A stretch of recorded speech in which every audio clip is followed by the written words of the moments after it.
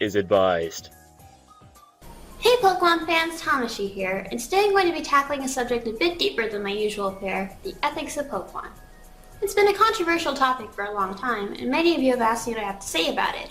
So today I'm going to share with you my personal thoughts and feelings on the matter. Keep in mind that this video is not meant to be an end-all be-all.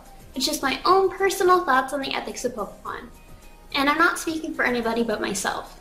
Remember, this video is not meant to be an attack on Pokemon as a franchise, nor its fans.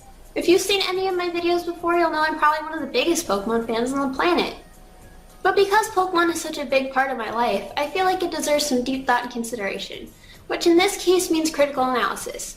It is possible to love something and still be critical of it.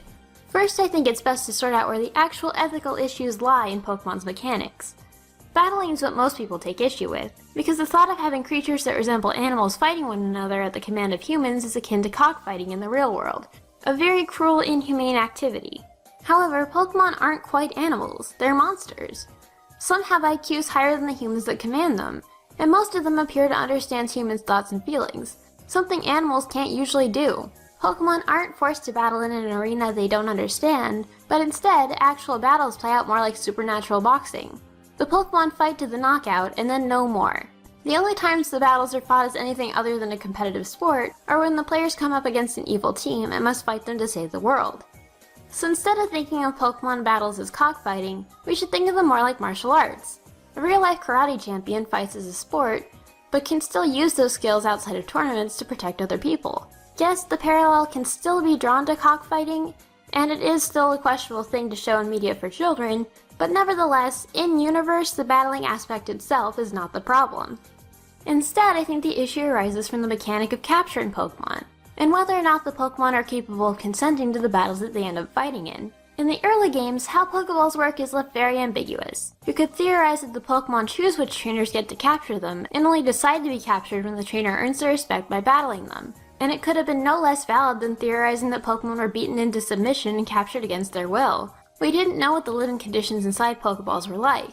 If they were filled with spikes and lava, if the Pokemon were cramped in there, if they were shrunken down or put into suspended animation, or if there were secretly little luxury apartments inside for the Pokemon to live in. When Pokemon were traded to another game, they wouldn't obey their trainers unless they had enough gym badges. Possibly because they wouldn't respect the trainer unless they were good enough to have earned them, or possibly it was for some other reason. Aside from the fact that the Pokemon were still affected by poison while inside their Pokeballs, there just wasn't a lot of information about the origins and inner working of various things in the Pokemon universe, and it was left mostly to the imagination. The anime universe, while it doesn't necessarily follow the same rules as the game universe, is still an interpretation of those rules, so it's worth taking a look at as well. In the anime, there are circumstances in which Pokemon do not want to be captured, and Ash and his friends learn to consider what's best for the Pokemon rather than selfishly capturing every single one. Take for example the Oddish in the episode Bulbasaur in the Hidden Village. Ash and Misty both try to capture it at first, but then learn that the area that they're in is a Pokemon sanctuary, so they apologize to the Oddish and let it stay wild. In many cases, Ash doesn't weaken or battle with the Pokemon that join him. He simply befriends them and they agree to come along, and willingly jump into the Pokeballs. Bulbasaur actually wants to battle Ash before agreeing to join his party, as a test of Ash's skill. In some cases, they don't even need to be captured in the balls at all, like Haunter. The Pokeballs themselves seem to have kind of flexible technology, in that the way they work changes depending on the scene and context. But it definitely seems to be true that if the Pokemon doesn't like being inside the ball, like Pikachu, they're able to free themselves and resist being called back.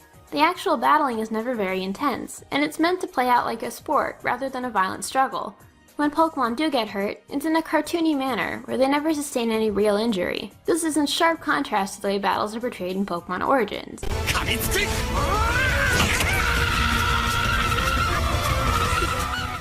where they get incredibly violent and Pokemon scream and writhe in pain. Getting back to the games though, things got a lot less vague in the 5th generation, where we were able to learn more about Pokeballs and their effect on Pokemon. Here they were painted as mind control devices.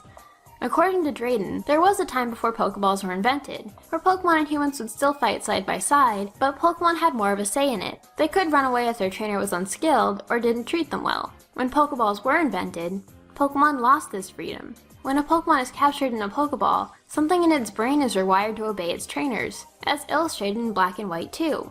The rival character Hugh is in search of his sister's Purloin, which was captured by Team Plasma, When he finally finds it, however, this Pokemon, that was presumably a part of their family for a long time, doesn't even recognize Hugh anymore, and it does not want him to rescue it. In fact, it's flat out hostile towards him. Being captured by Team Plasma completely changed the way this Pokemon felt about a person that was presumably once very close to it. This incident implies that Pokemon are completely controlled by their Pokeballs, and don't really have a say in whether or not they fight. They're completely trapped and at the mercy of their trainers. When N releases his Pokemon, he notes that they seem sad. This could imply that the Pokemon want to stay by the trainer's side, but if Pokeballs are capable of forcing a Pokemon to become loyal to its captor, it could also be a side effect of the brainwashing or Stockholm Syndrome. Badges, which once could be thought of as symbols of respect, are now portrayed as amplifiers of a Pokeball's brainwashing power. It's interesting that the game itself paints such an unpleasant picture of life as a captured Pokemon, bringing up one of the series' greatest criticisms from day one, and then not even making an effort to frame this in any way to make this act seem less than humane. In Black and White 1, Team Plasma's goal is to liberate Pokemon from their trainers and Pokeballs, and allow them true freedom. However, the entire question of whether or not it's humane to keep Pokemon in Pokeballs is completely dropped, once you find out that Team Plasma has ulterior motives. Ghetsis is set up as a straw man, and his points lose credibility. You are never given a clear answer as to whether or not Pokemon are better off without people, but instead the case is dismissed because, oops, Team Plasma is evil after all.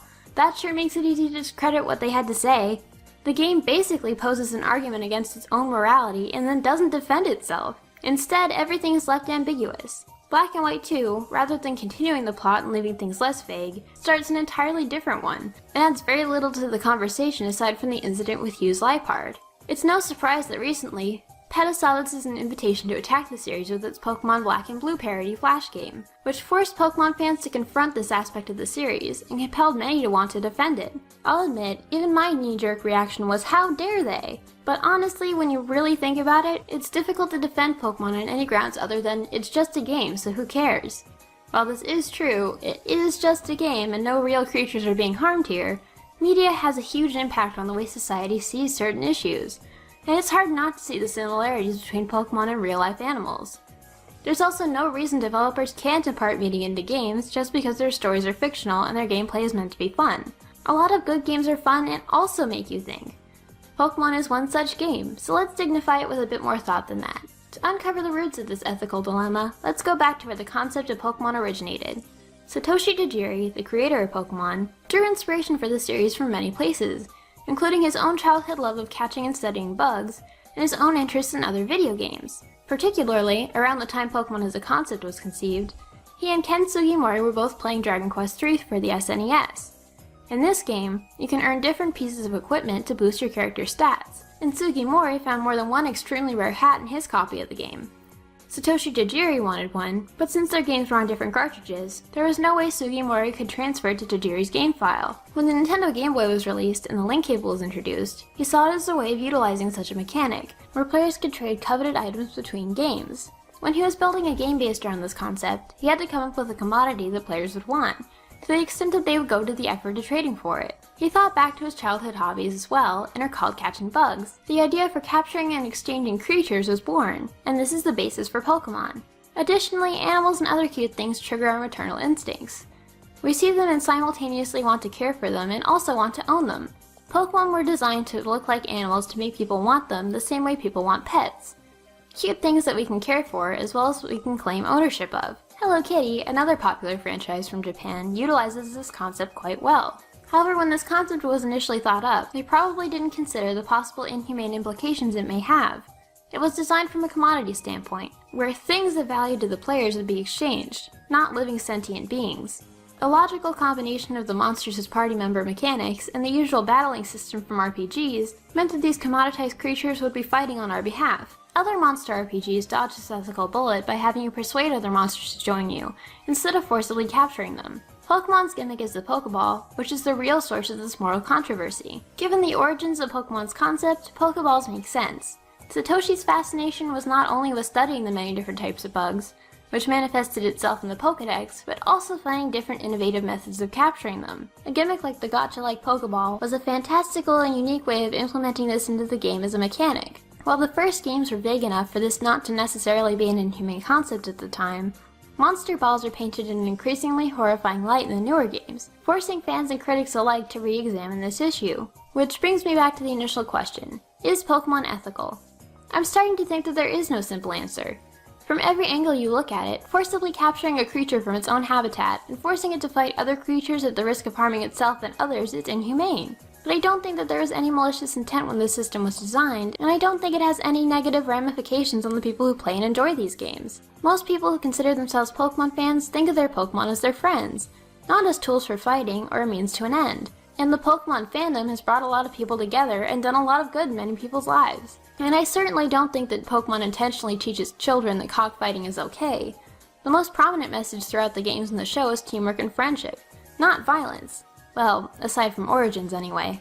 Still though, I don't think I can say that the Pokémon universe is completely morally just. And whether or not Game Freak addresses this issue within games again, and leaves us with a more concrete answer, we'll have to tell whether it'll ever be resolved for certain. X and Y seem to go a completely different direction plot-wise, and while it may bring up different ethical issues, how Pokeballs work is not expanded on. So in the meantime, how do we as Pokemon fans reconcile the fact that the franchise that we love might not be ethical? Well, we can make sure that Pokemon is doing some good in the world by learning from it. The good parts along with the bad. I think in the anime, though Ash certainly has his flaws, he embodies what all trainers ought to aspire to be.